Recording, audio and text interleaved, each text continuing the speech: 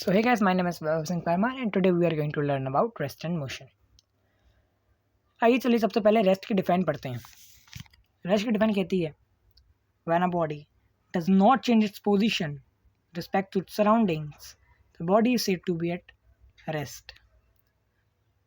यहाँ पर एक करेक्शन है डिफाइन में, वो है when a body does not change its position with respect to surroundings के साथ साथ ये एंड टाइम जो कीवर्ड है उसको भी ऐड कर लेना प्लीज़। इसलिए मैं यहाँ पर पेन से मार्क कर देता हूँ मैं इस चीज़ को, ये कीवर्ड को ऐड कर देना। इसका मतलब है कि कोई भी एक बॉडी है, लेट सपोज ये एक बॉडी है, अगर अपनी पोजीशन चेंज नहीं कर रही है with respect to its surroundings and time, मान लो उसकी सराउंडिंग में मैं बैठा हूँ, इसकी सराउंडिंग में मैं बैठा हूँ। अब मैं देख रहा हूँ ये बॉडी है, अबे 1 सेकंड हो गया फिर भी बॉडी यहीं पे, 2 सेकंड हो गए फिर भी बॉडी यहीं पे, 3 सेकंड हो गए फिर भी बॉडी यहीं पे। मतलब सराउंडिंग में मैं ऑब्जर्वर हूँ, मेरे रिस्पेक्ट में ये अपनी पोजीशन चेंज नहीं कर रही है। मेरे रिस्पेक्ट में ये अपनी जो पोजीशन है ना आगे जा रही है ना पीछे आ रही है, टाइम बढ़ता जा रहा है with respect to time and surrounding. ये अपनी सराउंडिंग चेंज नहीं करी with respect to time, then the body said to be at rest. तो मैं कह सकता हूँ भैया बॉडी रेस्ट में, क्योंकि इस बॉडी अपनी पोजीशन चेंज ही नहीं कर रही with respect to the surroundings and the time. Time बढ़ता जा रहा है फिर भी बॉडी की पोजीशन चेंज नहीं हो रही है।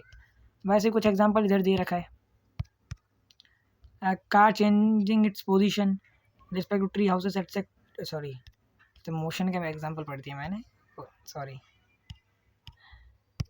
जैसे a chair lying in a room is state of because does not change its position with respect to surroundings and the time.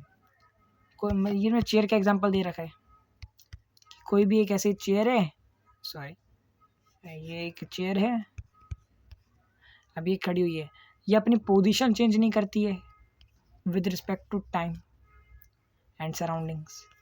Time बढ़ता जाता है फिर भी पोजीशन चेंज नहीं होती है। वही वैसा ही एकदम सेम टू सेम एग्जांपल है।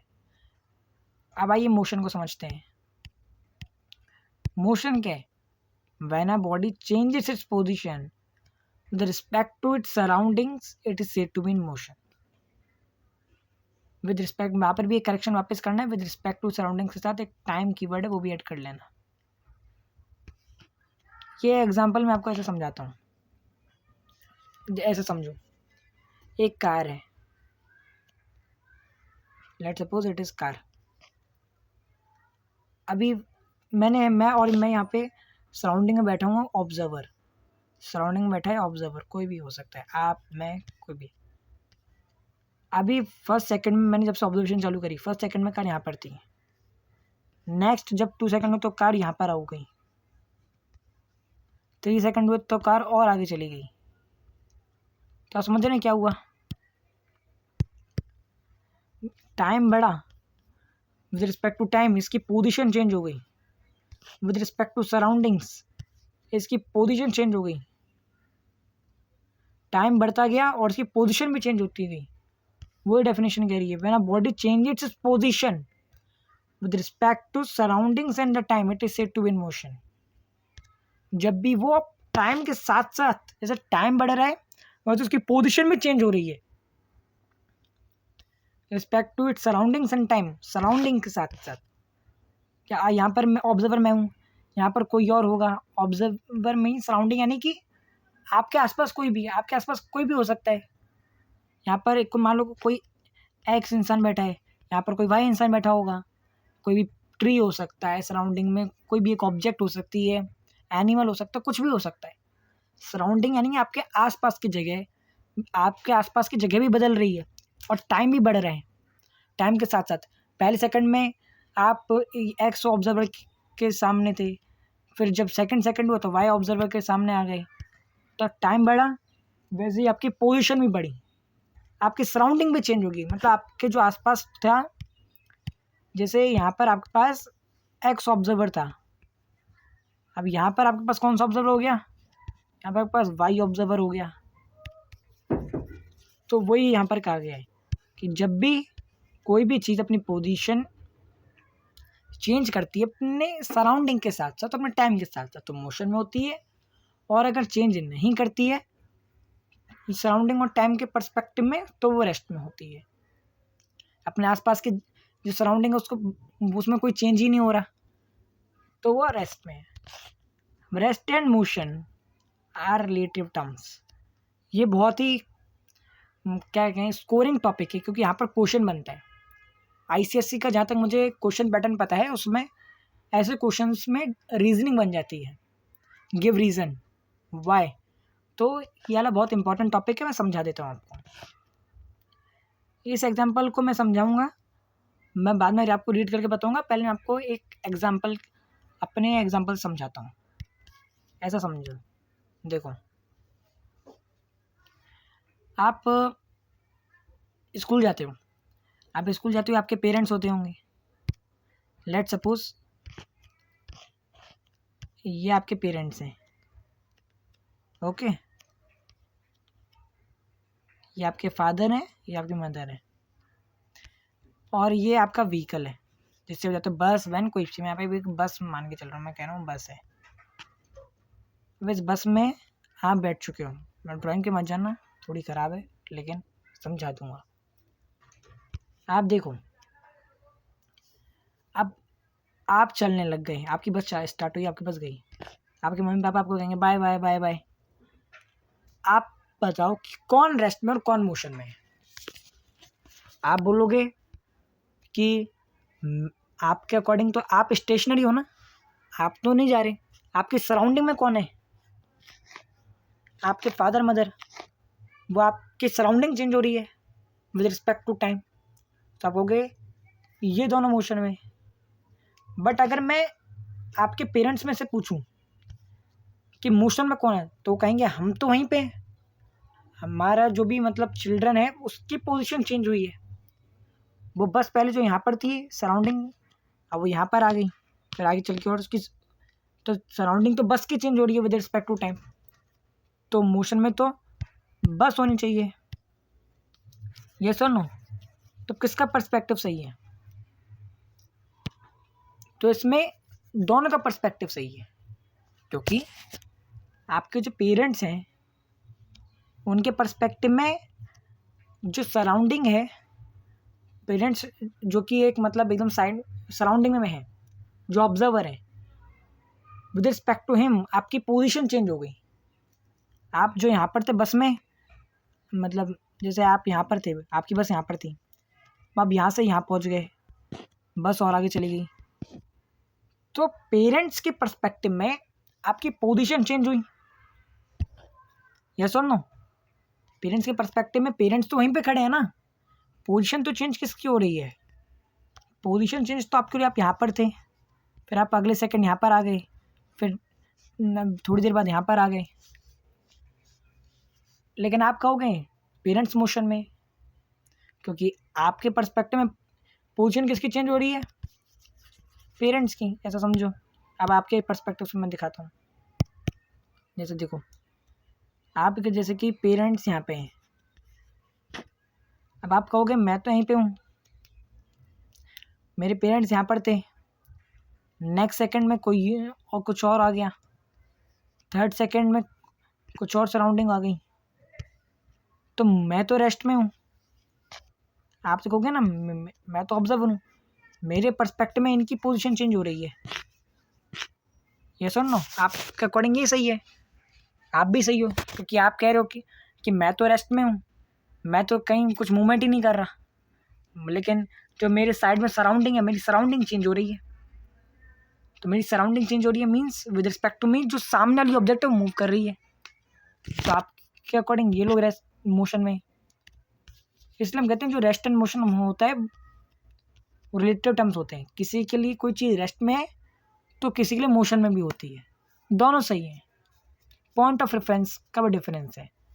जैसे कहते हैं जैसी जिसकी सोच वैसे कौन किस पॉइंट ऑफ व्यू से देख रहा है।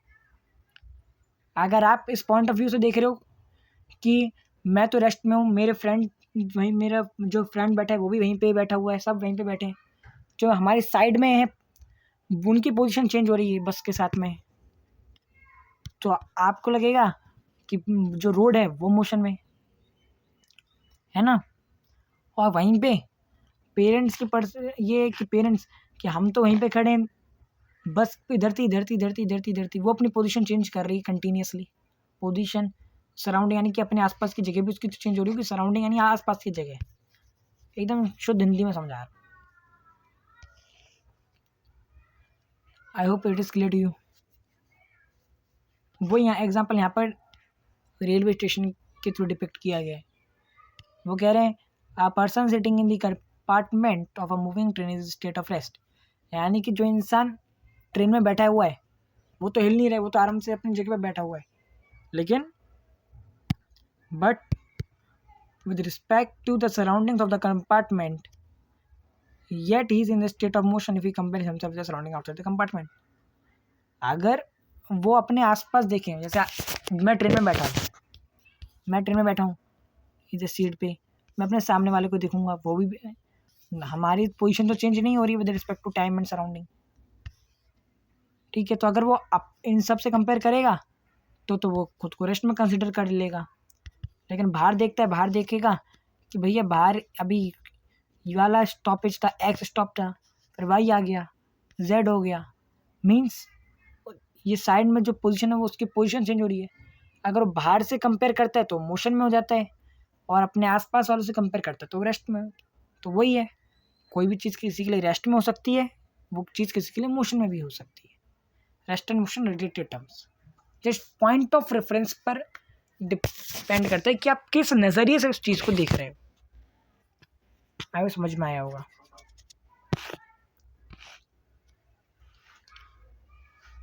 Physical and vector quantities, sorry scalar and vector quantities. आसान है, ज़्यादा कुछ है नहीं, पहले भी पढ़ रखा है अपने, वापस पढ़ रहे हैं उस चीज़ को। The physical quantities which are expressed in magnitude only are called scalar quantities, and जो physical quantities are expressed in magnitude as well as direction are called vector quantities. Physical quantities और वेक्टर क्वांटिटीज के example देख लो। 2 kg sugar, अब उसमें no direction, उसमें direction की ज़रूरत नहीं है। मास हो गया, लेंथ हो गया, जैसे मैं कहूँ भैया मैं 2 किलो चीनी लेकर जा रहा हूँ, तो मुझे क्या बताना पड़ेगा मैं 2 किलो चीनी 2 किलो शुगर नॉर्थ में लेके जा रहा हूँ, साउथ में लेके जा रहा हूँ, ज़रूरत नहीं पड़ती ना एसोसिएट करने की। मतलब भाई 2 kg शुगर है, ख़त्म। तो ऐसे mass, length, energy, power, temperature, scalar quantities सब स्केलर हैं। लेकिन वहीं पे जब हम बात करते हैं डिस्प्लेसमेंट की, वेलोसिटी की, acceleration, retardation, momentum, impulse of force, इन सबको आप आगे चल कर डिस्कस करेंगे। बट आप इतना याद रखिए कि जिसमें डायरेक्शन एसोसिएट करनी पड़े, जिसमें डायरेक्शन लगानी पड़े समझाने के लिए कि ये चीज़ तो है 60 मीटर तो है, लेकिन ईस्ट में जाना है, समझ लेना वो वेक्टर क्वांटिटी है। डिस्टेंस, डिस्प्लेसमेंट, वेलोसिटी, स्पीड में आगे चलकर एक्सप्लेन करूँगा भाई। आइए अब यहाँ तक समझ में आया होगा। आइए आगे बढ़ते हैं। Difference between scalar and vector quantities. Scalar and vector quantity में डिफरेंस कुछ नहीं है, बहुत आसान। They are expressed in magnitude only. Magnitude means, magnitude मतलब क्या होता है, न्यूमेरिकल वैल्यू ना, तो उनको तो न्यूमेरिकल वैल्यू की जरूरत पड़ती है। But as compare to magnitude as well as direction, मतलब मैंने मैग्नीट्यूड चाहिए, साथ साथ में डायरेक्शन भी चाहिए। जो स्केलर क्वांटिटीज़ हैं सिंपली ऐड हो सकती हैं by arithmetic means, addition, subtraction, multiplication, but इनको सिंपली ऐड नहीं किया जा सकता अरिथमेटिक मीन्स से। डायरेक्शन एसोसिएट होती है, सेम डायरेक्शन होगी तो ही ऐड कर सकते हैं, तो थोड़ा सा कॉम्प्लिकेटेड होता है। They can not be easily plotted on graph paper. Scalar quantities है ना, ग्राफ पेपर में प्लॉट करने की ज़रूरत पड़ती है, क्योंकि ग्राफ आपने देखा होगा तो इसमें 2 एक्सेस होते हैं, एक होता है आपका एक्स एक्सेस और ये वाला होता है आपका Y axis. Sir no sir, तो यही बात आपको करना हो, सॉरी गलत पढ़ा दिया। ये आपका ग्राफ है, ग्राफ में ये होता है आपका वाई एक्सेस और ये होता है आपका एक्स एक्सेस। तो आपके पास एक और क्वांटिटी आपको रिस्पेक्टिव में चाहिए होती है रिप्रेजेंट करने के लिए। लेकिन वेक्टर क्वांटिटी में दो चीज़ें होती हैं, direction as well as the magnitude unit. तो बहुत आसानी से उनको रिप्रेजेंट कर लिया जाता है एक्स और वाई एक्सेस। आइए let us move to the another topic.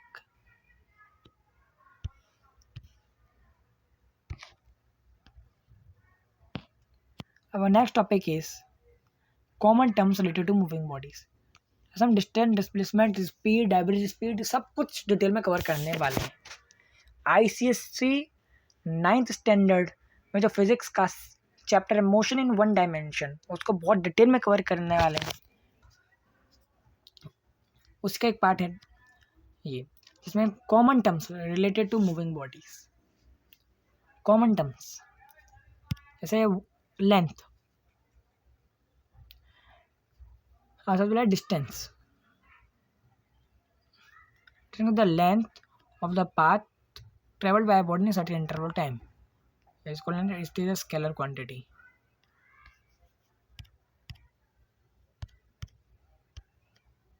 The length of the path traveled by a body a certain interval of time is called distance. मतलब जितना रास्ता कवर किया विद रिस्पेक्ट टू टाइम उसे हम distance कहते हैं।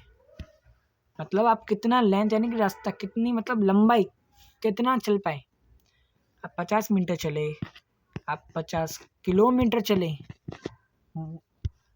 With respect to time आपको time बताना पड़ेगा। आप 1 घंटे में चले कि आपने कितना टाइम लिया, हम 1 घंटे में with respect to certain interval of time, 1 घंटा 5 घंटा, आप कितने घंटे में आपने कवर किया, उसको हम डिस्टेंस कहते हैं। उसको हम डिस्टेंस कहते हैं कि आपने कितना दूरी कवर करी और कितनी देर में कवर करी, कितनी दूरी कवर करी और कितनी देर में कवर करी, that is our distance. Unit क्या क्या होती है इसकी? सीजीएस सिस्टम में इसकी यूनिट होती है सेंटीमीटर और एसआई सिस्टम में इसकी यूनिट होती है मीटर। तो इसको हम एस से डिनोट करते थे। अब डिस्प्लेसमेंट क्या है? The shortest distance between the initial and the final position of a body is called displacement. ऐसा समझो, आपको एक एग्जांपल समझाना तो आप यहाँ पर हो, देखो ऐसा देखो, जस्ट अ मिनट, ये आपका घर है और आपके दोस्त का घर है बी, ओके। अब इसका रास्ता है, आप ऐसे ऐसे ऐसे ऐसे जाओगे और ऐसे ऐसे ऐसे पहुंच जाओगे, आप चल के पहुंच गए उसके अपने दोस्त के घर। तो ये क्या है रास्ता, आपको कितना 1 घंटा लग गया लेट्स सपोज, तो इट इज द डिस्टेंस। लेकिन इसका सबसे छोटा रास्ता क्या होगा? सबसे छोटा रास्ता एकदम ऐसे पहुंच जाओ। सुनो, सबसे छोटा रास्ता कौन सा होगा? आपको चालू यहाँ से करना है, यानी आपको स्टार्ट यहाँ से करना है और आपको फाइनली पहुंचना है यहाँ पे, आपको फाइनल पोजीशन, यहाँ पे स्टार्टिंग पोजीशन फाइनल पोजीशन में सबसे जो छोटा रास्ता है दैट इज अवर डिस्प्लेसमेंट। वैसे एक और एग्जांपल देता हूँ आपको, ये ए है और ये बी है, आप ऐसे ऐसे जाओगे डिस्टेंस, ये जाओगे डिस्टेंस है, ये यूं यूं यूं कहीं भी जाओ डिस्टेंस है। आप जितना रास्ता कवर करते हो वो डिस्टेंस हो जाता है। विद सर्टेन इंटरवल टाइम, आप कितनी देर में, कुछ तो टाइम लगता होगा उस रास्ते को कवर करने में, तो आप जितना चलते हो, जितनी दूरी कवर करते हो वो डिस्टेंस होता है। जितनी देर में कवर करते हो जितनी दूरी, वो डिस्टेंस होता है। वहीं पे सबसे छोटा रास्ता इसका, इवन जो रेड से डिनोट कर रहा हूँ, सबसे छोटा रास्ता तो यही है, सीधी लाइन, दैट इज डिस्प्लेसमेंट। ये डिस्प्लेसमेंट है। स्टार्टिंग पोजीशन ये है और मुझे एंड बी पे करना है फाइनल पोजीशन। स्टार्टिंग पोजीशन और फाइनल पोजीशन के बीच में सबसे छोटा डिस्टेंस होता है। स्टार्टिंग पोजीशन और फाइनल पोजीशन के बीच सबसे छोटा डिस्टेंस ही डिस्प्लेसमेंट होता है, बस वही है यहाँ पर पूरे पैराग्राफ में वही एक्सप्लेन किया गया है। डिस्प्लेसमेंट वेक्टर क्वांटिटी होती है, उसमें डायरेक्शन एसोसिएट करनी पड़ती है। डायरेक्शन आपको एसोसिएट करनी पड़ेगी ना, आप यहाँ पर हो, आपको यहाँ पर जाना है, आप और ये आपने ईस्ट में गए, फिर आप नॉर्थ में गए, तो डायरेक्शन में आपको कुछ नहीं करना है, लेकिन जब सॉरी आप डिस्टेंस में आपको कुछ एसोसिएट नहीं करना है, लेकिन डिस्प्लेसमेंट है आपको बताना है सर 5 मीटर, मतलब स्टार्टिंग पोजीशन और फाइनल पोजीशन में उस पर छोटा रास्ता है वो 5 मीटर का है, 5 मीटर, लेकिन 5 मीटर कौन सी डायरेक्शन में तो बताना पड़ेगा आपको वहाँ पे कि वेक्टर क्वांटिटी है। आपने कहा 5 मीटर से आपने 5 मीटर लिखा ना, तो उसे डिस्टेंस बन जाएगा। इससे आपको डायरेक्शन कर कुछ अलग करने के लिए हमने यहाँ पे डायरेक्शन एसोसिएट कर दी है कि इस डायरेक्शन में 5 मीटर चलोगे, सबसे छोटा रास्ता है, सब डिस्प्लेसमेंट है, ठीक है। 5 मीटर ईस्ट, 5 मीटर नॉर्थ, जो भी डायरेक्शन हो वही है। अब इसे बहुत हाइपोथेटिकल क्वेश्चन है, मज़ा आएगा। Is it possible to have a moving body with zero displacement but covering a large distance? यानी कि डिस्प्लेसमेंट ज़ीरो, जहाँ से चालू किया था और जहाँ पे ख़त्म कर रहे हो उसमें जो सबसे छोटा रास्ता हो वो ज़ीरो हो। ए पर चालू किया था, बी पे ख़त्म किया हो, लेकिन वो रास्ता ज़ीरो ही हो, लेकिन डिस्टेंस ज़्यादा हो सकता है। आप कहोगे बिल्कुल, एक्सप्लेन करो। बिल्कुल करता हूँ। तो देखो देखो ऐसे, लेट सपोज ये एक ए पॉइंट है, आप चले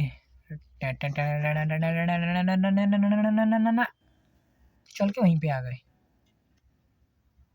तो आपने जो इतना सारा डिस्टेंस कवर किया ये पूरा, ये आपने कुछ दूरी कवर करी, यानी कुछ लेंथ कवर करी, और लेंथ कवर करने में कुछ टाइम भी गया होगा, यस और नो? लेंथ कवर करने में कुछ टाइम भी गया होगा। तो आपने जितना डिस्टेंस कवर किया वो in certain interval of time, कुछ टाइम में कवर किया, तो डिस्टेंस है, मतलब कुछ डिस्टेंस तो है ये। आप ए से चल के पूरा चक्कर काट के यहाँ पर आ गए, आपने कुछ तो कवर किया डिस्टेंस, आपने कुछ दूरी तो कवर करी, आप चले तो सही, आपने कुछ लंबाई तो कवर करी, और उसको कवर करने में कुछ टाइम गया होगा, इसलिए डिस्टेंस है। लेकिन मैं आपसे पूछता हूँ यहाँ पे डिस्प्लेसमेंट क्या होगा? हाँ, डिस्प्लेसमेंट, आपने ए पर चालू किया और आप घूम के वापस ए पे ही आ गए, समझ रहे हो? आप यहाँ से चालू करते हो और घूम के यहीं पे आ जाते हो, सबसे छोटा रास्ता क्या होगा भाई? यहाँ पर से सबसे छोटा रास्ता क्या होगा? यहाँ पर चालू करके यहीं पर एंड कर दोगे, तो शॉर्टेस्ट डिस्टेंस क्या होगा? यही डिस्टेंस होगा। तो डिस्प्लेसमेंट ज़ीरो ही है, डिस्प्लेसमेंट ज़ीरो है, शॉर्टेस्ट डिस्टेंस है ना भाई, ये तो छोटा डिस्टेंस तो भाई ज़ीरो ही है। फाइनल और इनिशियल पोजीशन दोनों सेम हो गई। आपने स्टार्ट किया इनिशियल, यानी कि जहाँ से स्टार्ट करते हैं इनिशियल, और फाइनल पोजीशन यहाँ पे ख़त्म करते हैं, दोनों सेम ही। आपने जहाँ से चालू किया वहीं पे ख़त्म कर दिया, मतलब कोई छोटा रास्ता बन ही नहीं रहा सबसे, तो ज़ीरो हो गया डिस्प्लेसमेंट, ज़रूरत ही नहीं पड़ी। ठीक है, तो ये बात ट्रू है, यस इट कैन बी। इस क्वेश्चन का आंसर होगा, इस क्वेश्चन का आंसर होगा यस। वही एग्जांपल यहाँ पे एक्सप्लेन कर दिया गया है, लेकिन यहाँ पे थोड़ा कॉम्प्लिकेटेड लैंग्वेज है, मैंने आपको एकदम साधारण भाषा में समझा दिया। स्पीड, स्पीड होती है आप कितना डिस्टेंस कवर करते हो और कितने टाइम में करते हो, बस। स्पीड और कुछ नहीं है, आप कितना चले, वो एक particular interval per unit time, मतलब 1 घंटे में आप कितना चले, 1 सेकंड में कितना चले, वही स्पीड होती है। कहते हैं ना, मैं भाई 50 किलोमीटर पर आवर की स्पीड से आ रहा था, पर आवर यानी कि हर घंटे में 50 किलोमीटर कवर कर रहा था। हर घंटे में मैं 50 किलोमीटर कवर कर लिया, समझ रहे हो? हर घंटे में 50 किलोमीटर कवर, यानी कि 1 घंटा एक टाइम है कि 1 घंटा जब होगा उसमें मेरा इतना डिस्टेंस कवर हो जाएगा। इसी को तो स्पीड कहते हैं यार, स्पीड कुछ और थोड़ी ना है, ये तो स्पीड है।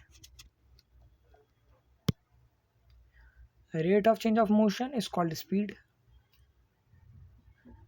कितनी जल्दी बदलेगा वो, दैट इज स्पीड। या वहीं पे distance covered by moving body per unit time is called speed. बस दोनों डिफाइन है, दोनों में से कौन सी डिफाइन करनी है आपकी मर्जी। मैंने दोनों define. Rate of change of motion यानी कि आप कितना जल्दी चलते हो। रेट मतलब टाइम, कितना जल्दी चलते हो विद रिस्पेक्ट टू टाइम, आप कितना चले, और 1 घंटे में 1 सेकंड में कितना चले, कोई यूनिट टाइम। यूनिट मतलब होता है कोई भी एक unit. First chapter, unit means quantity of a constant magnitude. First chapter physical quantities and measurement, उसमें बहुत अच्छे से एक्सप्लेन है यूनिट क्या होती है। यूनिट मतलब होता है 1। आप 1 घंटे में 1 सेकंड में कितना चले, दैट इज योर स्पीड।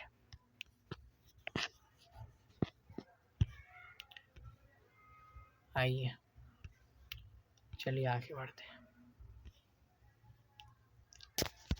तो आइए चलिए स्पीड का फॉर्मूला देखते हैं। स्पीड का फॉर्मूला है डिस्टेंस अपॉन टाइम। और स्पीड जैसे कि मैंने पहले बताया एक स्केलर क्वांटिटी है जिसमें मैग्नीट्यूड होता है बट डायरेक्शन एसोसिएट नहीं होती है। अगर यूनिट्स की बात करें तो सीजीएस यूनिट है उसकी सेंटीमीटर पर सेकंड, और ऐसा ही सिस्टम की यूनिट है मीटर पर सेकंड। अब आइए थोड़ा सा और समझते हैं। स्पीड्स के 3 फॉर्म्स होते हैं। जो स्पीड होती है वो 3 टाइप्स की होती है। एक होती है यूनिफॉर्म, एक होती है नॉन यूनिफॉर्म जिसे हम वेरिएबल कहते हैं, और थर्ड होती है एवरेज। हम तीनों को डेफिनेशन के साथ आए। यहाँ पर थोड़ा सा प्रिंट आउट कट है बट नंबर में समझाता हूँ। It must be remembered that acceleration is a vector quantity as it is expressed in magnitude as well as direction. It is generally represented by letter. समझ में नहीं आया क्या लिखा है।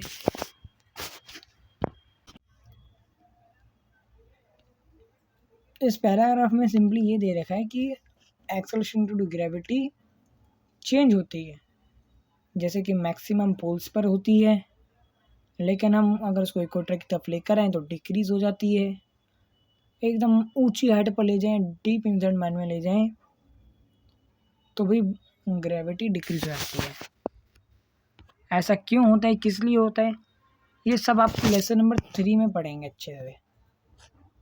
क्योंकि लेसन नंबर 3 में जब आप ग्रेविटेशन के बारे में अच्छे से जानेंगे तो आप इन सब टॉपिक से उसको रिलेट कर पाएंगे। अभी आइए और आगे समझते हैं। ऐसा ही सिस्टम है, अगर इसकी वैल्यू दिक्कत होती है 9.80 मीटर पर सेकंड स्क्वायर, और CGS में होती है 980 सेंटीमीटर पर सेकंड स्क्वायर। दूसरा कलर लो। अगर मैंने किसी भी बॉडी को ऊपर से नीचे गिराया है, अगर मैंने किसी बॉडी को ऊपर से नीचे गिराया है तो क्या होगा, उसका जो एक्सेलरेशन होगा प्लस में होगा। क्यों, बॉडी 9.8 यहाँ पर थी तो और पास में आएगी प्लस 9.8, और नीचे आ रही है प्लस 9.8, यस और नो। बट वहीं पे अगर किसी ऑब्जेक्ट को मैं थ्रो करूं ऊपर की तरफ, क्योंकि ग्रेविटी नीचे खींचना चाहिए इसको, आजा आजा, बट वो ऑब्जेक्ट उसको ओवरकम कर रहे हैं, मीन्स ग्रेविटी माइनस में जा रही है। ऑब्जेक्ट ऊपर में जाएगा तो ग्रेविटी माइनस में होगी, और अगर ऑब्जेक्ट नीचे आएगा तो ग्रेविटी पॉजिटिवली जाएगी। It's just simple thing. You should. I hope that you have understood it.